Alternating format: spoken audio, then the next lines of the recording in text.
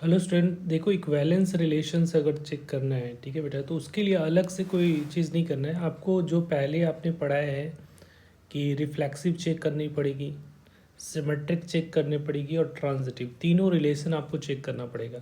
अगर कोई रिलेशन जो है वो रिफ्लेक्सिव, सिमेट्रिक और ट्रांजिटिव तीनों का कंडीशन होल्ड करेगा तो उस रिलेशन को हम लोग इक्विवेलेंस रिलेशन बोलते हैं। ठीक है बेटा, ये भी रिलेशन ऑन सेट होता है। ठीक है, ये भी रिलेशन ऑन सेट होता है, मतलब दोनों सेट जो होता है डोमेन और कोडोमेन वाला सेट एग्जैक्टली सेम होता है। ठीक है, तो हम लोग को पता है कि रिफ्लेक्सिव में के लिए क्या करते हैं, अगर कोई सेट ए में कोई एलिमेंट है तो वो ए कॉमा ए से अटैच होना चाहिए एटलीस्ट। ठीक है, सारे ए कॉमा ए से एटलीस्ट अटैच होना चाहिए।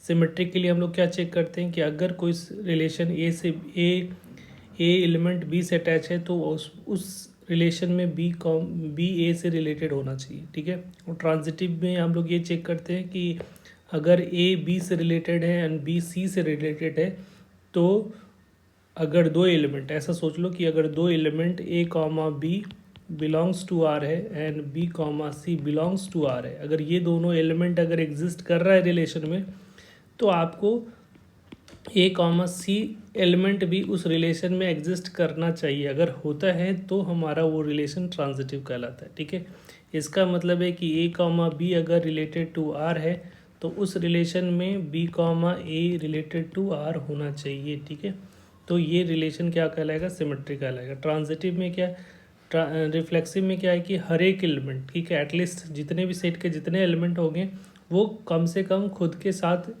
अटैच होने चाहिए। ठीक है, बाकी कुछ भी हो सकता है, जैसे ए बी अगर है 1 2 3 है तो 1 2 3, तो इसमें कम से कम 1 2 3 तो अटैच होना ही चाहिए। इसके अलावा कोई और किसी से अटैच है तो वो हमारे लिए कंसर्न नहीं है। ठीक है, आई होप क्लियर हो गया होगा इक्विवेलेंस रिलेशन के लिए। Thank you.